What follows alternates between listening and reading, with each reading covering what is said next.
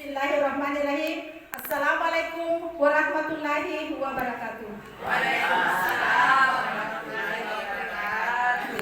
Puji syukur kita panjatkan kehadirat Allah Subhanahu wa taala karena pada hari ini kita masih diberikan kesempatan, kita masih diberikan kesehatan untuk dapat melakukan aktivitas kita sebagai guru. Tak lupa kita kirimkan salam dan salawat kepada Nabi besar Muhammad SAW sebagai suri toladan kita dalam melaksanakan aktivitas kita sehari-hari. Semoga kelak kita mendapat syafaatnya di akhir kelak nanti. Amin. Sebelum kita memulai sharing dari budaya positif, tugas aksi nyata dari calon guru penggerak angkatan 9, marilah kita tepuk tangan dari supaya peserta semangat dalam mengikuti sharing pemahaman budaya positif. Tepuk semangat. Semangat.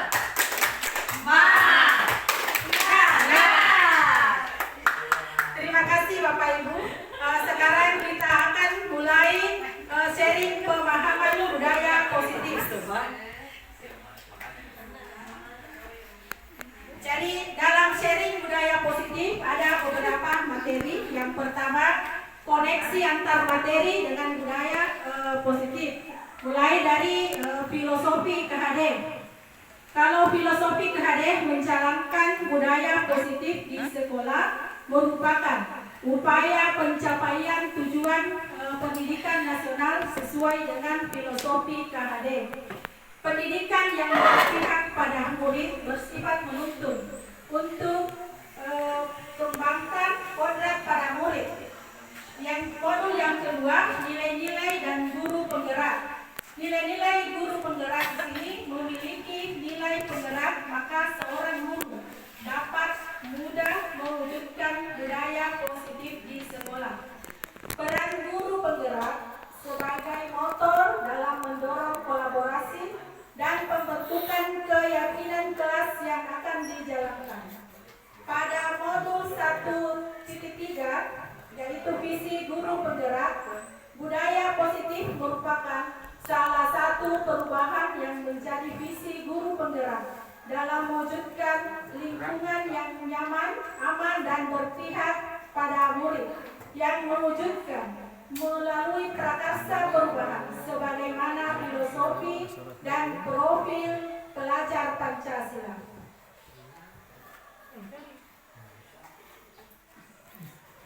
Jadi pada sharing kita kali ini ada beberapa topik yang kita bahas. Yang pertama, disiplin positif dan nilai-nilai kebijakan universal.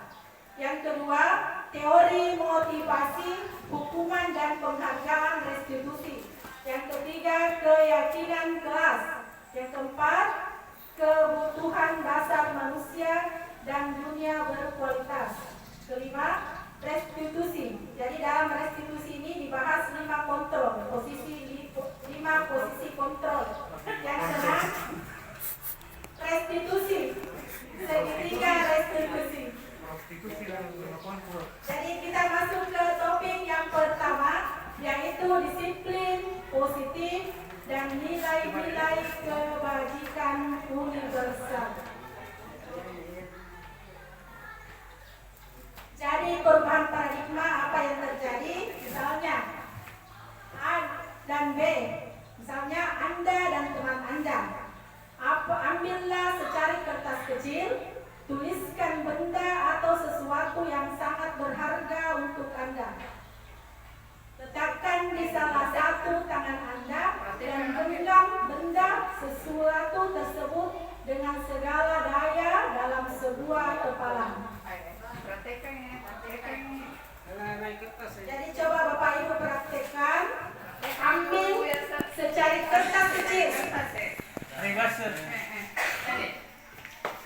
Tuliskan benda atau sesuatu yang sangat berharga.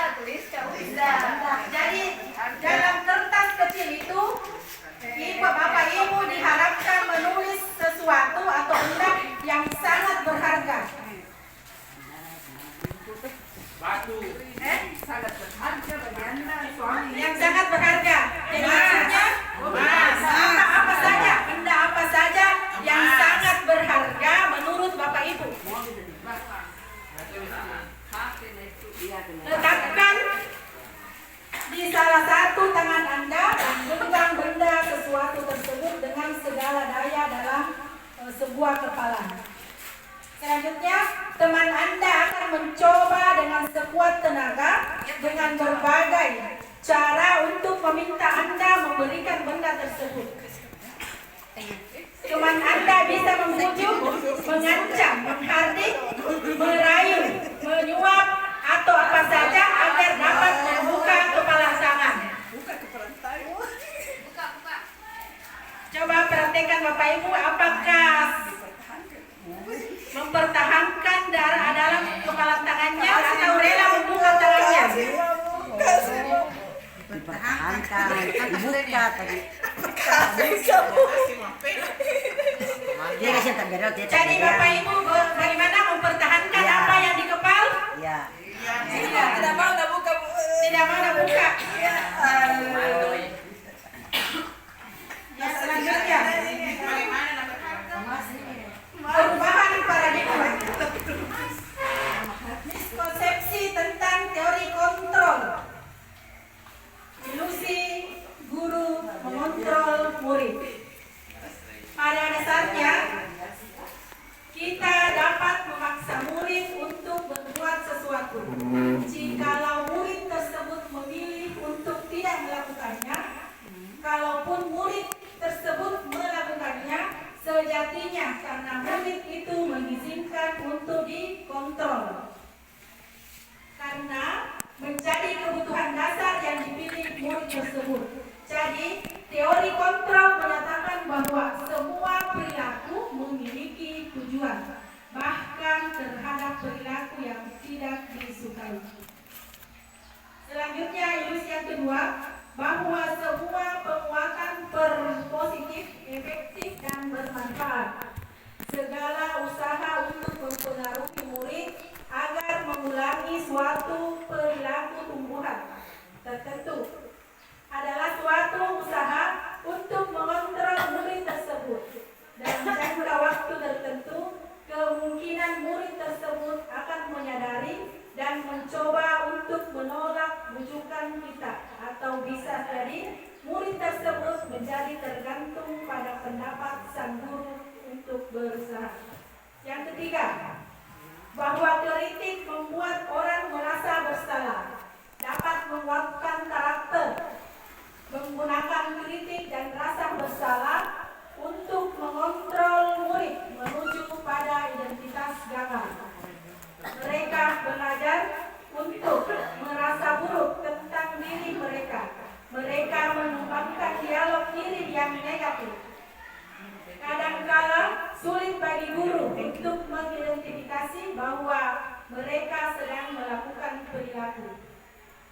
Yang keempat, ilusi bahwa orang dewasa memiliki hak untuk memaksa. Banyak orang dewasa yang percaya bahwa mereka memiliki tanggung jawab untuk membuat murid-murid berbuat hal-hal tertentu. Apapun yang dilakukan dapat diterima selama ada sebuah kemajuan berdasarkan sebuah pengukuran kinerja.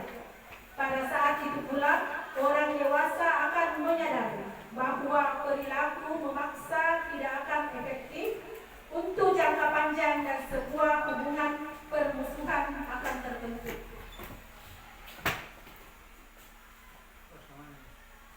Bagaimana seorang bisa berubah dari paradigma stimulus respon pada pendekatan teori kontrol? Marilah kita lihat penjelasannya. Bila kita ingin membuat kemajuan perlahan, sedikit demi sedikit, ubahlah sikap atau perilaku Anda. Namun, bila kita ingin memperbaiki cara-cara utama kita, maka kita perlu mengubah kerangka acuan kita. Ubahlah bagaimana Anda melihat dunia, bagaimana Anda berpikir tentang manusia. Ubahlah paradigma Anda, skema pemahaman penjelasan aspek-aspek tertentu dengan realitas. Nah, kita lihat paradigma perubahan, stimulus respon, teori kontrol dan teori pilihan. Siapa sesungguhnya yang memiliki kontrol? Stimulus respon. Agar kita mencoba mengubah orang agar berpandangan sama kita. Jadi teori kontrolnya atau pilihannya, kita berusaha memahami pandangan orang lain tentang dunia. Perilaku buruk dilihat sebagai suatu kesalahan. Teori kontrolnya berarti semua perilaku memiliki tujuan. Yang ketiga,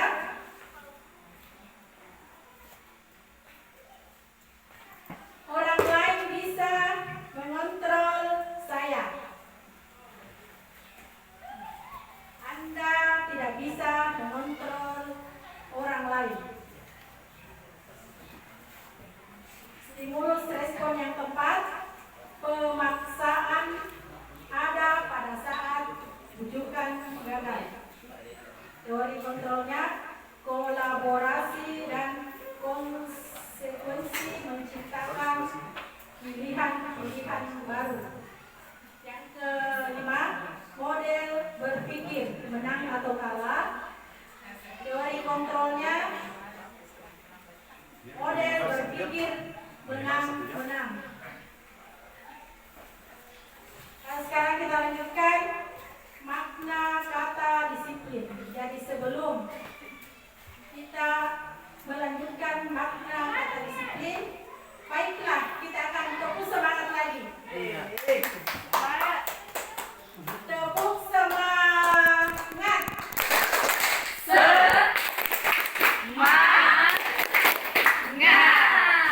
Terima kasih.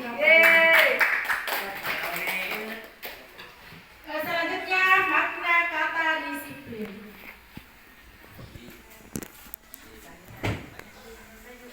Belajar tentang disiplin positif tidak hanya harus dengan memberikan hukuman.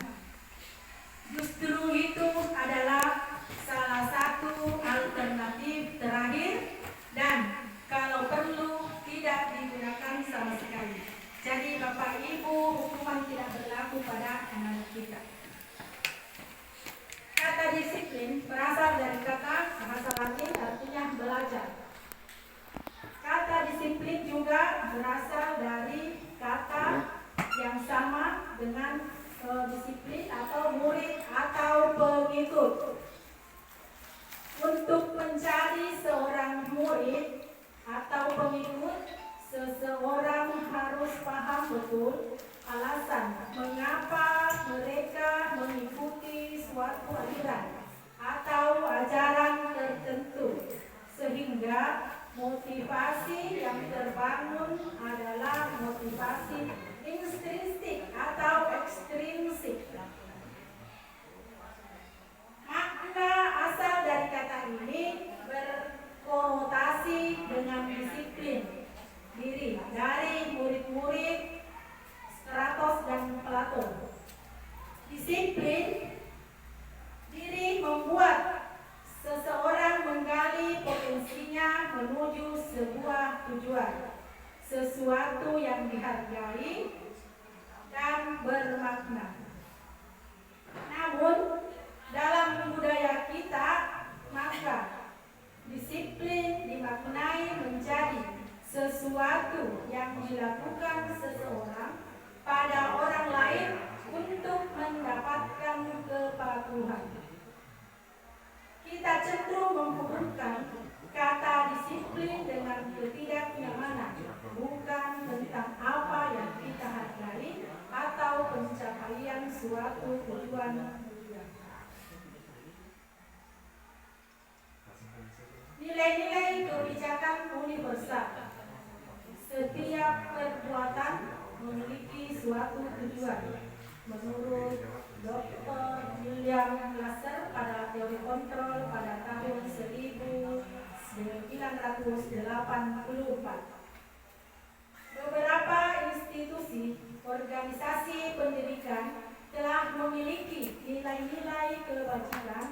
yang diyakini dan disepakati bersama antara lain. 1. Profil pelajar Pancasila. Yang kedua,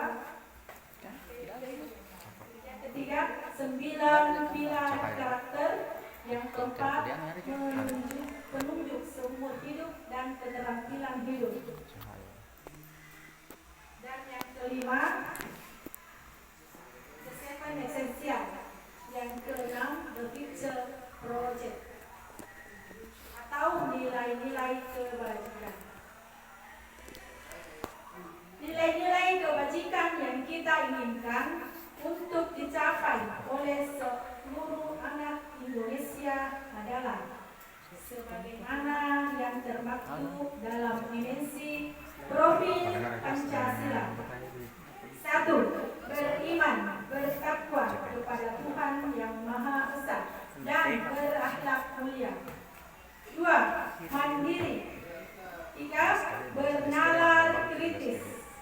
4. Kebinekaan global.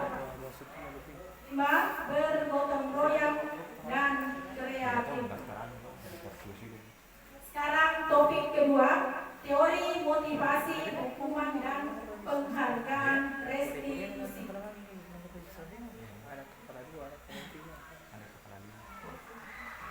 Untuk menghindari ketidaknyamanan atau hukuman, apa yang akan terjadi apabila saya tidak melakukannya? Berarti itu namanya motivasi eksternal.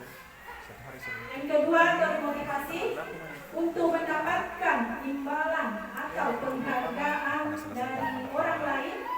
Apa yang akan saya dapatkan apabila saya melakukannya? Berarti itu namanya motivasi eksternal. Yang ketiga, untuk menjadi orang yang mereka inginkan dan menghargai diri sendiri dengan nilai-nilai yang mereka percaya, saya akan menjadi orang seperti apa bila yang saya melakukannya. Berarti itu motivasi internal. Sekarang kita lanjut, dihukum oleh penghargaan. Bahwa penghargaan berlaku sama dengan hukuman, dalam artian bahwa meminta atau memujuk seseorang melakukan sesuatu untuk memenuhi suatu tujuan akan dari orang meminta, memujuk. Dorongan eksternal, dan akan ada faktor ketergantungan. Jadi beberapa dampak dari pemberian penghargaan ada 8. Mari kita lihat bersama-sama ya. 1. Pengaruh jangka pendek dan jangka panjang. 2. Penghargaan tidak efektif. 3. Penghargaan merusak hubungan. 4. Penghargaan mengurangi ketepatan. Yang kelima, menghargai menurunkan kualitas. 6. Penghargaan mematikan kreativitas. Yang ketujuh, penghargaan penghukum. Yang kedelapan, penghargaan mengurangi motivasi diri dalam intrinsik. Pengakuan atau apresiasi kebajikan. Bentuk program kebajikan atau apresiasi. Dalam memberikan apresiasi, pengakuan perlu diingat beberapa hal. Yang pertama, beri pengakuan secara khusus. Yang kedua, beri pengakuan secara pribadi. Yang ketiga, beri pengakuan kepada murid secara bergantian atau semua murid secara bergantian. Keempat, memberi pengakuan secara konsisten. Yang terakhir, fokus pada proses. Contoh pengakuan atau apresiasi kebajikan. Pembuka. Misalnya, kemarin saya perhatikan. Nilai kebajikan, rasa empatimu besar sekali kalau situasinya pada saat menolong murid di kelas. Pembuka kedua, saya menghargai. Nilai kebajikan, situasinya pada saat kamu membantu teman-temanmu di tugas kelompok. Pembuka, terima kasih untuk nilai kebajikan, rasa tanggung jawabmu. Situasinya pada saat kamu memungut kertas-kertas yang berserakan di lantai.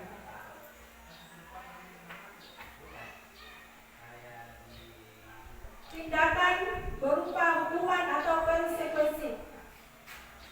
Jadi terkadang Bapak Ibu tidak bisa kita membedakan antara tindakan guru, hukuman, dan konsekuensi. Yang pertama, mencatat 100 kali dalam buku kalimat, saya tidak akan terlambat lagi karena terlambat ke sekolah. Berarti termasuk hukuman.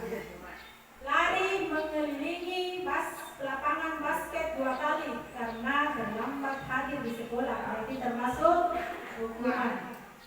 Menggantikan kertas tugas teman yang telah dicoret-coret. Berarti termasuk konsekuensi. Membersihkan tumpahan air di meja tulis karena tersenggol pada saat belajar.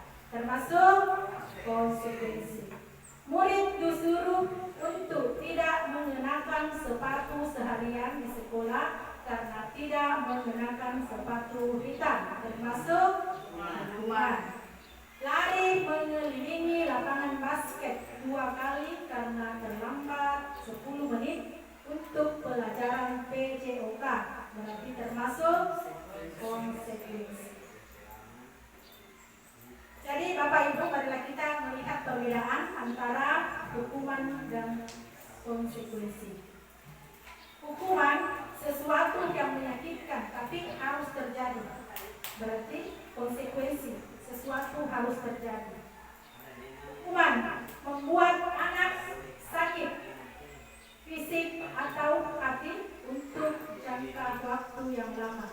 Jadi konsekuensinya membuat anak merasa tidak nyaman dalam jangka pendek.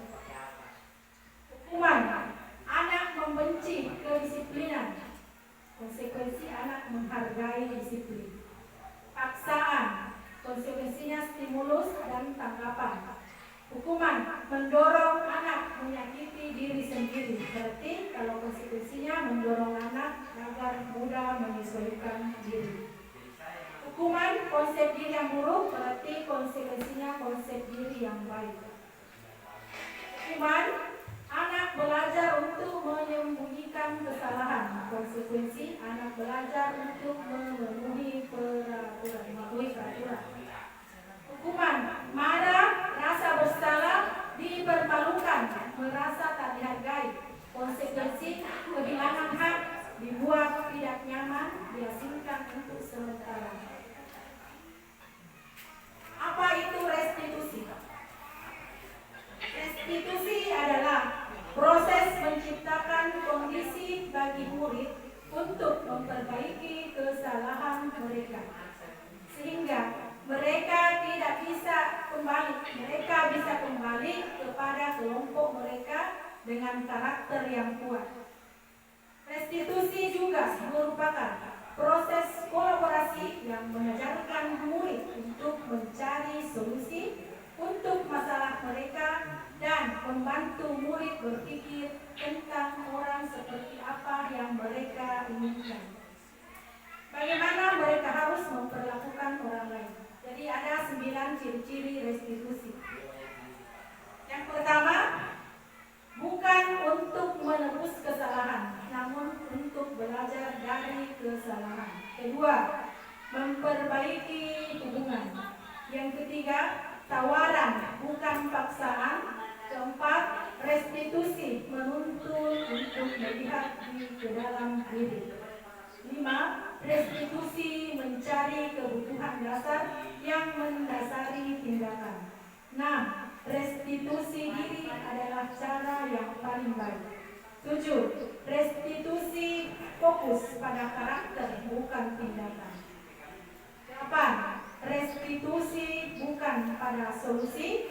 Restitusi mengembalikan murid yang berbuat salah pada kelompoknya. Identitas gagal menuju identitas sukses. sesuatu yang menyakitkan harus terjadi. Konsekuensinya sesuatu yang harus terjadi, restitusi merupakan pilihan. Tindakan nyaman untuk murid, anak untuk jangka waktu panjang. Konsekuensi tidak nyaman untuk murid, anak untuk jangka waktu pendek. Restitusinya menguatkan untuk murid, anak dalam jangka waktu panjang. Hukuman, korban mendapatkan keadilan. Korban bisa diabaikan, korban mendapat ganti. Hukuman, murid anak akan tersakiti, konsekuensinya murid anak dibuat tidak nyaman. Restitusi, murid anak mendapat penguatan. Hukuman, sistem tidak akan berjalan bila murid tidak takut. Konsekuensi, memerlukan monitoring dan supervisi terus-menerus terhadap guru. Restitusi, murid belajar bertanggung jawab untuk perilakunya. Hukuman, berlaku hanya pada sebuah institusi, tidak berlanjut pada kehidupan nyata. Konsekuensi, membantu penerapan mengikuti peraturan dalam masyarakat. Restitusi, fokus pada pemecahan masalah dalam jangka waktu yang panjang. Hukuman, peraturannya adalah kamu harus. Konsekuensinya, apa peraturannya? Mampukah kamu melakukannya? Terima kasih. Restitusi, apa yang kamu yakini? Apa yang bisa kamu lakukan untuk memperbaiki masalah ini? Hukuman, murid akan membenci peraturan. Konsekuensi, murid akan menghormati peraturan. Restitusi, murid akan menghormati dirinya dan orang lain. Sekarang kita lanjut ke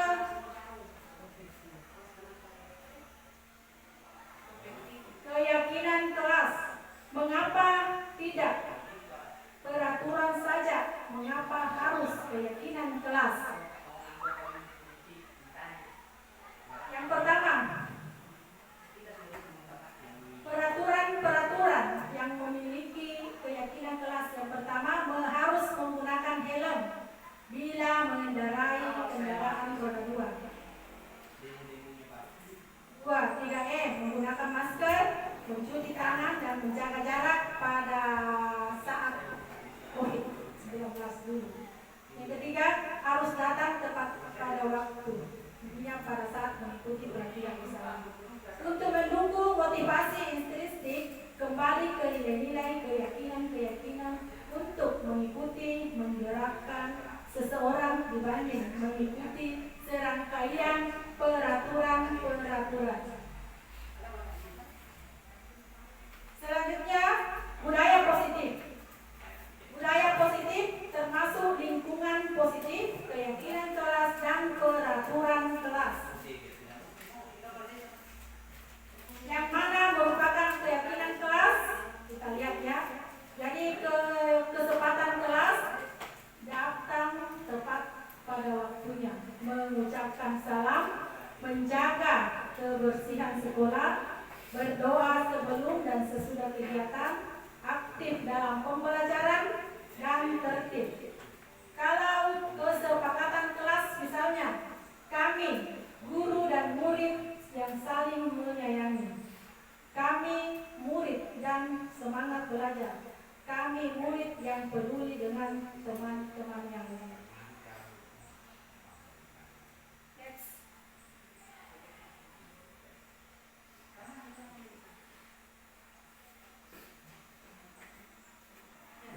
Jadi peraturan dan keyakinan kelas kita lihat satu-satu ya, contohnya.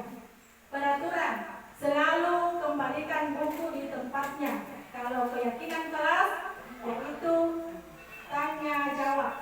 tanggung jawab. Peraturan, dilarang mengganggu orang lain. Hadir di sekolah 15 menit sebelum pembelajaran dimulai. dilarang melakukan kekerasan, dilarang menggunakan narkoba, bergantian atau menunggu giliran, menggunakan masker jika diperlukan, jangan berlari di kelas atau koridor. Kalau itu contoh dari peraturan. Kalau keyakinan kelas, tanggung jawab, menghormati orang lain dan berkomitmen keselamatan, kesehatan, menghormati orang lain dan bersabar, kesehatan dan keselamatan.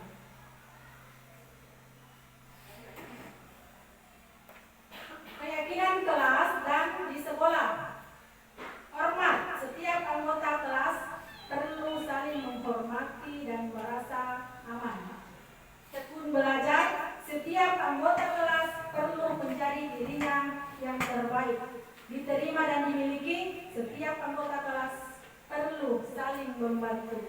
Kalau keyakinan kelas berarti mandiri, agamais, sopan, santun, elok, disiplin, dedikasi, dan inovatif. Sekarang kita pindah ke topik keempat. Kebutuhan dasar manusia dan dunia berkualitas. 5 kebutuhan dasar manusia. Yang pertama, penguasaan. 2, kasih sayang dan rasa diterima. Bertahan hidup, kesenangan dan kebebasan. Jadi seluruh tindakan manusia memiliki tujuan tertentu. Segala hal yang kita lakukan adalah usaha terbaik untuk mendapatkan apa yang kita inginkan. Kita mendapatkan apa yang kita inginkan, jadi artinya saat kita sedang memenuhi satu atau lebih dari kebutuhan dasar. Dunia berkualitas. Dunia berkualitas adalah tempat khusus dalam pikiran seseorang, tempat penyimpan gambaran, representasi dari semua yang kita inginkan atau dari semua yang kita impikan. Siapakah orang-orang yang paling penting dalam hidup Anda?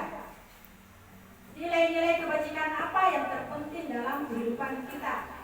Kalau kita menjadi orang yang ideal, karakter atau sifat apakah yang kita paling inginkan pada diri kita? Apa pencapaian kita yang Anda sangat banggakan? Apa pekerjaan ideal bagi Anda?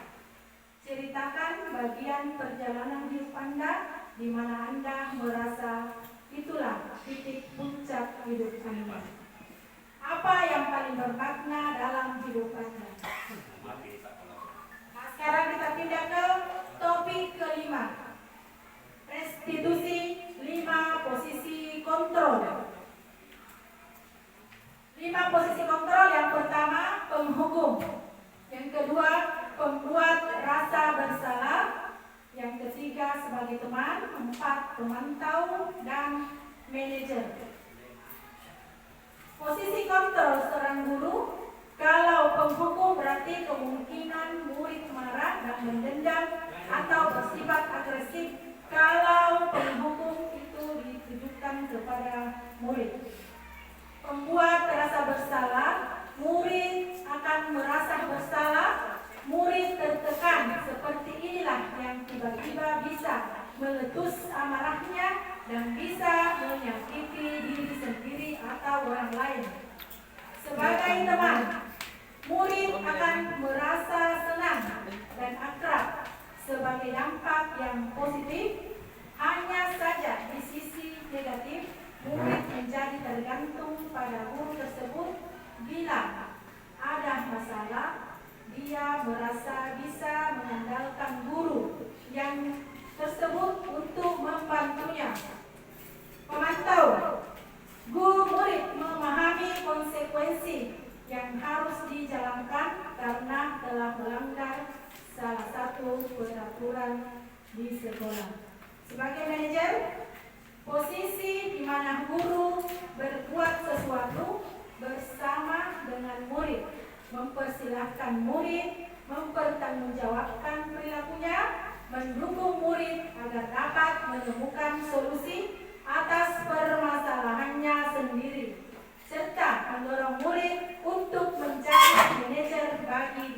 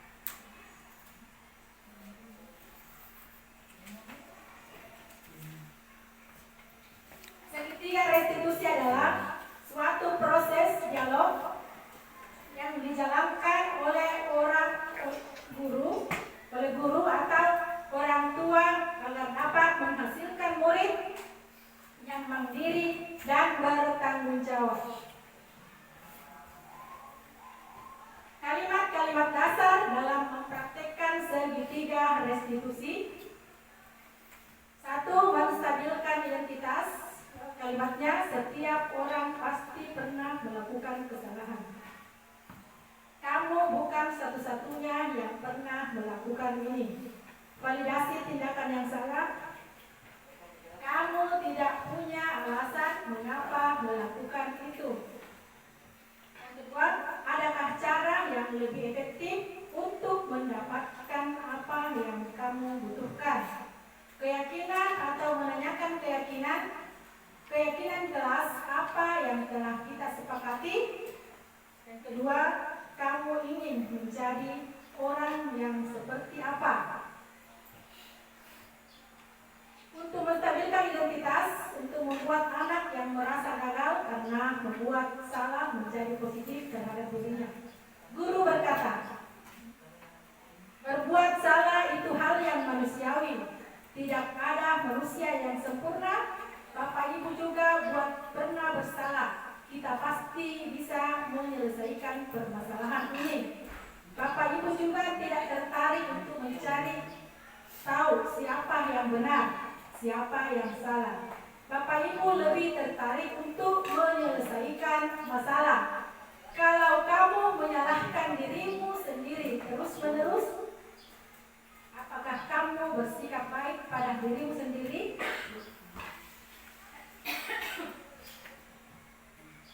Membantu murid mengenali basic atau kebutuhan dasar yang ingin dipenuhinya ketika melakukan kesalahan. Pada dasarnya, setiap tindakan manusia tujuannya adalah memenuhi basic atau basic needs atau validasi kebutuhan. Guru berkata, kamu bisa saja melakukan hal yang lebih buruk, tapi kamu tidak melakukannya. Kamu pasti punya alasan mengapa melakukannya. Apa yang penting bagi kamu? Kamu boleh tetap berusaha menjaga sikap, tapi tambahkan sikap yang lain untuk yang baru. Maukah kamu belajar cara lain untuk mendapatkan yang kamu butuhkan tanpa harus memukul? Apakah kamu bisa melakukan dengan hal yang lebih baik besok lagi? Menanyakan keyakinan. Anak melihat kesalahan dihubungkan dengan norma sosial dan nilai-nilai yang mendasari manusia berinteraksi dengan orang lain. Guru berkata, apa nilai yang kita percaya di kelas sekolah kita? Nilai-nilai universal apa yang telah kita sepakati? Kelas yang ideal itu seperti apa sih? Kamu ingin jadi anak seperti apa? Apa yang kamu rasakan ketika kamu melakukan itu? Kamu menjadi orang yang seperti apa? Sekarang Bapak Ibu, itulah tadi penjelasan dari pemahaman budaya positif. Sekarang kita berangkat ke refleksi. Jadi Bapak Ibu bisa menuliskan atau sebentar langsung komentar tentang refleksi kita pada pemahaman budaya positif pada sharing kita yang tadi. Yang pertama, hal baru apa yang mengubah paradigma Bapak Ibu dari yang telah Bapak Ibu dapatkan pada sharing ini? Bapak Ibu bisa langsung angkat tangan. Siapa yang bisa menjawab?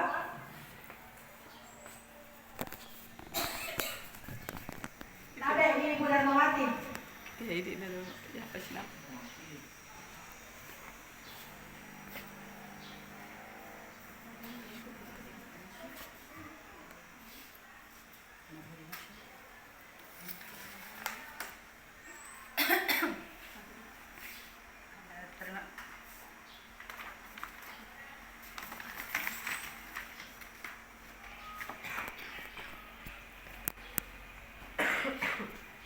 Terima kasih atas kesempatan yang diberikan kepada kami.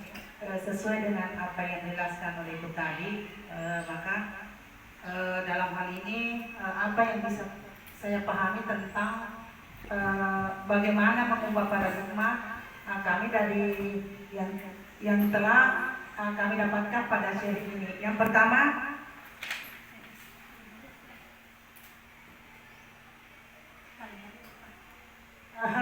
hal baru apa yang mengubah paradigma kami dari yang telah Anda dapatkan pada sharing ini.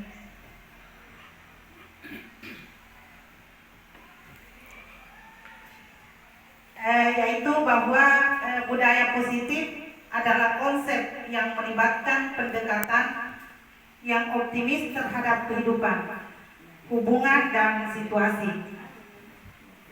Fokusnya adalah pada hal-hal yang membangun, memotivasi, dan memperkuat individu dan masyarakat. Perubahan paradigma dalam hal ini mungkin melibatkan pemahaman yang lebih mendalam tentang budaya positif. Bagaimana menerapkan dalam kehidupan sehari-hari atau bagaimana mengintegrasikan ke dalam pandangan dunia. Ini bisa melibatkan perubahan makna. Saya kira sekian dari kami. Assalamualaikum warahmatullahi wabarakatuh. Waalaikumsalam warahmatullahi wabarakatuh. Sekarang kita melanjutkan refleksi yang kedua. Perasaan apa yang muncul selama mengikuti sesi ini, khususnya mengenai makna, disiplin, dan motivasi intrik atau internal. Siapa Bapak Ibu yang mau menjawab? Ya, silakan Ibumu.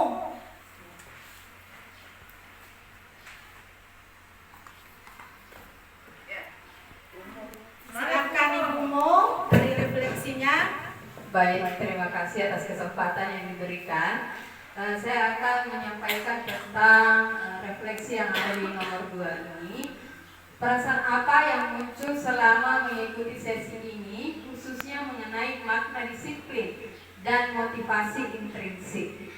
Jadi disiplin di sini maksudnya Bapak Ibu adalah sebuah kontrol diri yang kita miliki agar kita bisa menghadapi permasalahan-permasalahan yang ditemui dalam sekolah ini. Jadi disiplin di sini maksudnya bukan secara langsung yang biasa kita dengar itu disiplin adalah sebuah kepatuhan, tidak. Maksudnya disiplin di sini bagaimana sikap kita mengontrol peserta didik ketika ada permasalahan yang muncul, dan sebelumnya kita sudah mempelajari tentang posisi kontrol dan bagaimana tahapan tentang restitusi. Kemudian motivasi intrinsik yang ada di sini itu adalah motivasi dari dalam. Bagaimana kita memiliki nilai-nilai kebajikan sebagai seorang pendidik, sebagai seorang penuntun. Jadi inilah yang harus kita miliki sebagai seorang pendidik sebenarnya. Tadi ada yang dari segi profil Pancasila, bagaimana kita memiliki karakter, bagaimana kita selanjutnya beriman, berakhlak, dan sebagainya. Kemudian sebelumnya ada yang pertanyaan perasaan, ya saya cukup tercerahkan dengan penjelasan dari Ibu Humaina tentang budaya positif yang mungkin bisa nanti kita terapkan di sekolah kita, dan ini menjadi sebuah kebiasaan dan membentuk sebuah karakter yang mengakar dalam diri kita sebagai seorang pendidik. Terima kasih. Ya, berikan dulu aplaus kepada Ibu.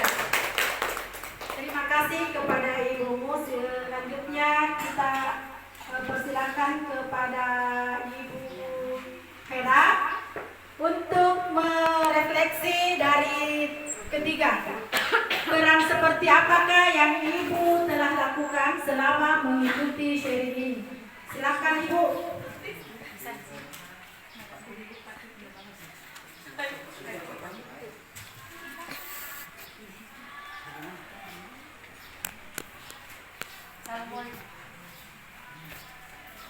Assalamualaikum warahmatullahi wabarakatuh. Waalaikumsalam warahmatullahi wabarakatuh. Terima kasih atas kesempatan yang diberikan kepada saya terkait tentang peran seperti apakah yang anak-anak lakukan selama mengikuti sharing.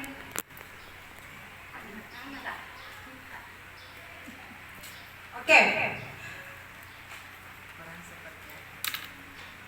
Di sini dapat berperan sesuai dengan kemampuan dan minat mereka, namun peran tersebut menjadi panduan bagi kita untuk berkontribusi dalam upaya pengembangan budaya positif di masyarakat.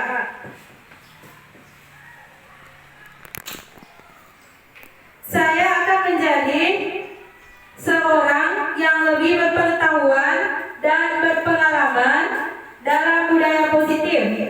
Saya memiliki pemahaman yang lebih baik tentang apa itu budaya positif, mengapa penting, dan bagaimana menerapkannya dalam kehidupan sehari-hari.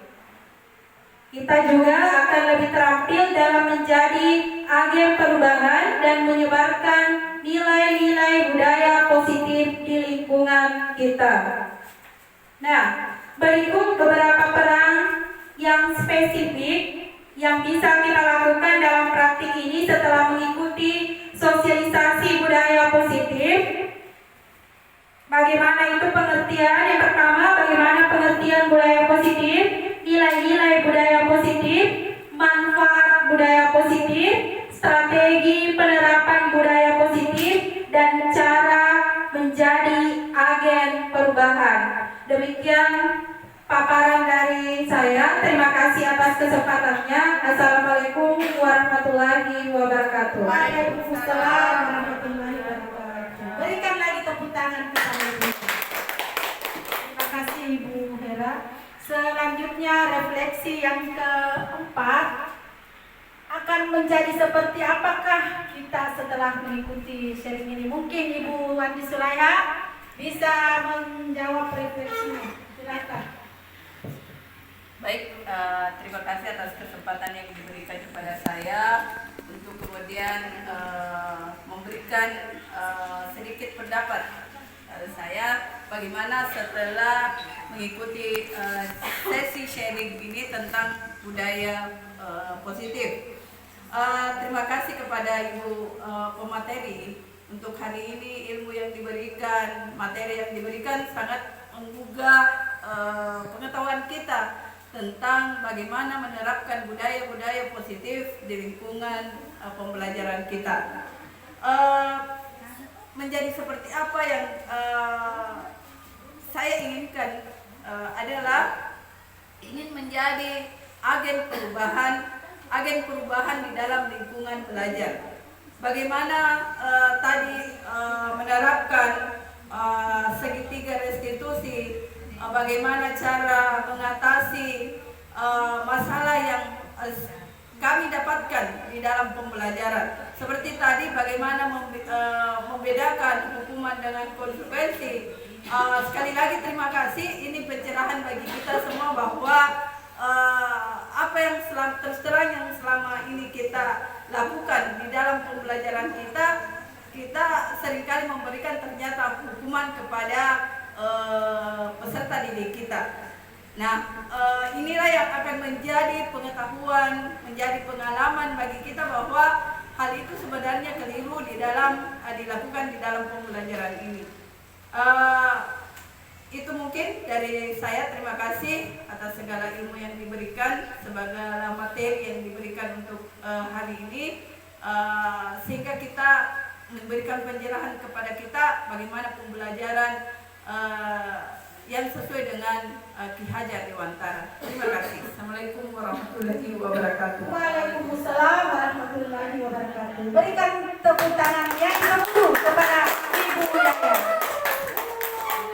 Jadi sebelum kita mengakhiri sesi sosialisasi atau diseminasi perubahan positif pada hari ini, marilah kita speaking dulu.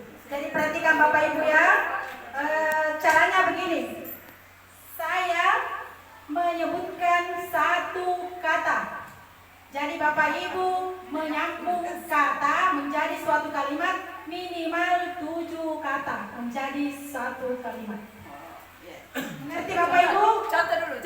Contohnya misalnya pulpen. Ini pulpen harus dibuat suatu kalimat dengan menyambungkan kata-kata, bisa sampai sampai 7, minimal 7, bisa lebih dari 7.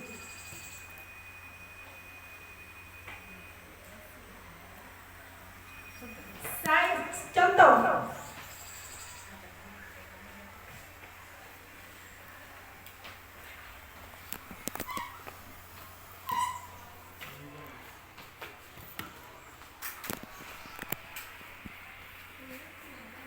Contoh pulpen ya.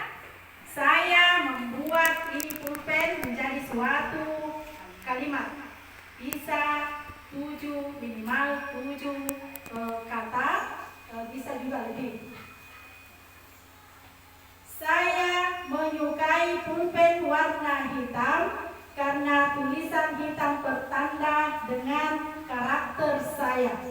Begitu, mengerti Bapak Ibu? Jadi Bapak Ibu membuat satu contoh kata dan menyambung suatu kalimat. Silahkan Ibu Darmawati. Jadi seperti bisa berdiri. Ibu Bapak Ibu bisa berdiri membentuk lingkaran. Membentuk lingkaran.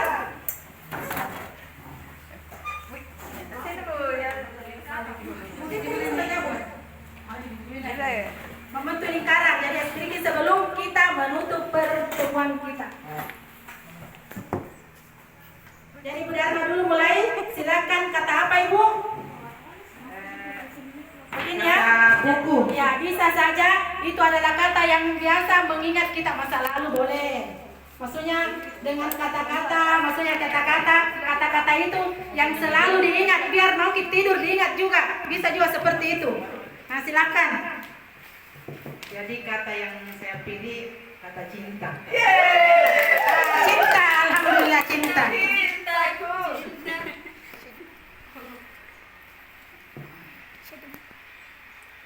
Silakan kata cinta. Misalnya, saya mencintai Pak Asis seumur hidup saya. Itu kata kamu. Tambah lagi, seumur hidup saya dan sepanjang masa saya. Ya silakan. Terima kasih. Cintaku kepadamu tak akan pernah sirna. Berapa? Tambah lagi Bu, tambah lagi. 7 minimal. Bisa 5 lah minimal. Cintaku kepada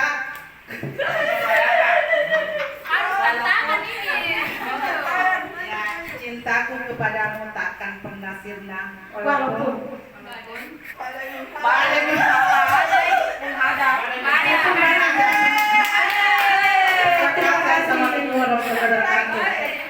saya tunjuk Ibu Yase. kata apa? Kata mesra. Mesra.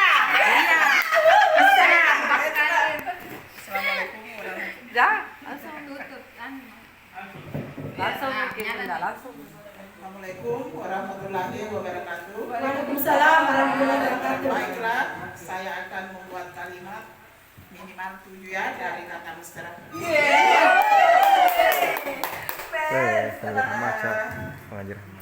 Saya dan dia sangat mesra, walaupun apa yang merintangi aku, tetap aku mencintai seumur hidup. Luar biasa. Pokoknya siapa lagi yang mau dikasih kata? Pak Rahman, boleh.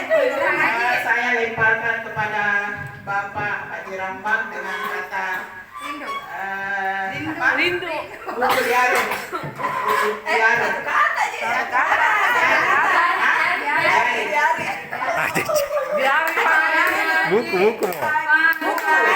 Buku saja, buku. Ya. Jadi selanjutnya kami yang percayakan untuk suatu kata Kalimat ya, kalimat dari kata buku. yaitu dengan tema adalah buku. Ya. Anak-anakku sekalian, ya, Bapak dan Ibu Guru, ya, telah membagikan buku kepada semua peserta didik buku itu harus selalu dibaca di mana dan kapan saja. Ya, di rumah, di sekolah. Ya, jadi buku itu adalah guru yang terbaik. Ya, assalamualaikum warahmatullahi wabarakatuh. Iya, jadi kata atau kalimat yang terpanjang. Selanjutnya, ya untuk berikutnya adalah Ibu Rini dengan kata cinta.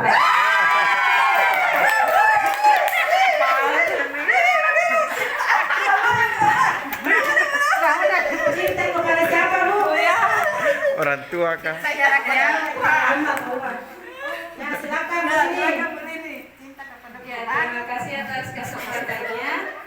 Sekarang saya akan memberikan atau menyusun suatu kalimat yang dengan kata cinta. Ya, jadi saya adalah seorang wanita yang menginginkan cinta dari seseorang, walaupun misalnya itu dari cinta dari keluarga, dari rekan kerja. Semuanya saya mencintainya. Kemudian saya lemparkan ke Bapak Kepala Sekolah. Dengan kata apa, Bu? Dengan kata rindu.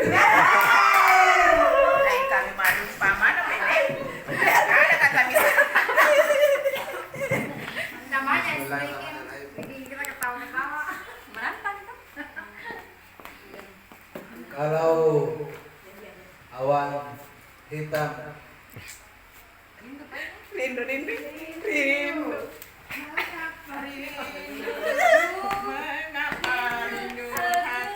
lagi, kalau awan hitam di atas kepalamu, jangan harap rinduku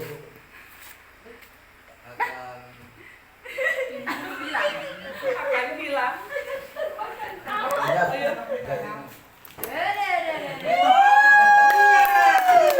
Siapa yang ditunjuk, Pak? Umum. Umum, silakan, Pak. Kata apa ini, Pak? Bu? Kata apa? Yang aku bikin. Makan.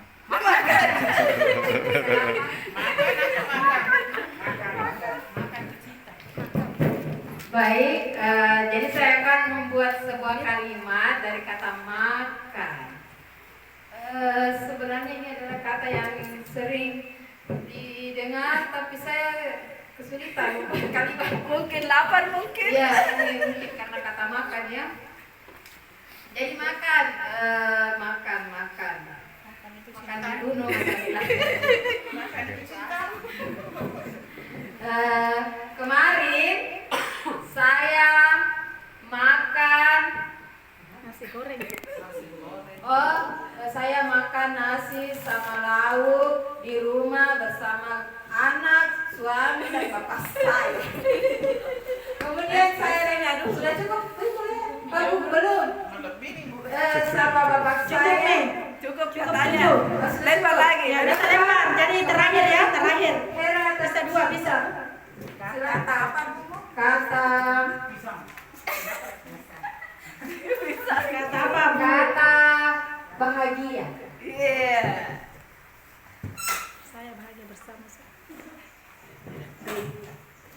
Kata yang cukup kita inginkan semua orang mau bahagia.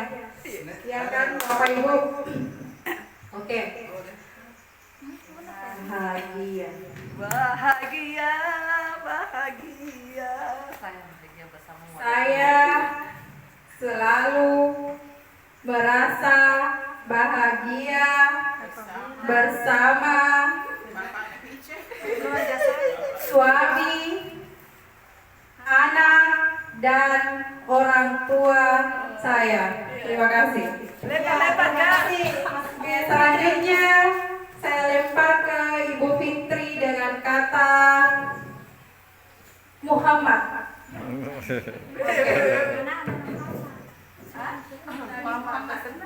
Muhammad. Satu. Nabi Muhammad. Baru tutup ya. Ya, jadi Bu Hera memberikan kata Muhammad kepada saya untuk dibuatkan kalimat.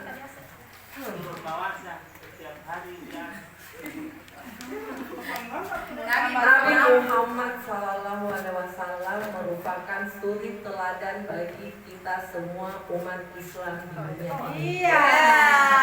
Tepuk tangan semua. Terima kasih. Ya, oke. Bisa duduk. Bisa dulu.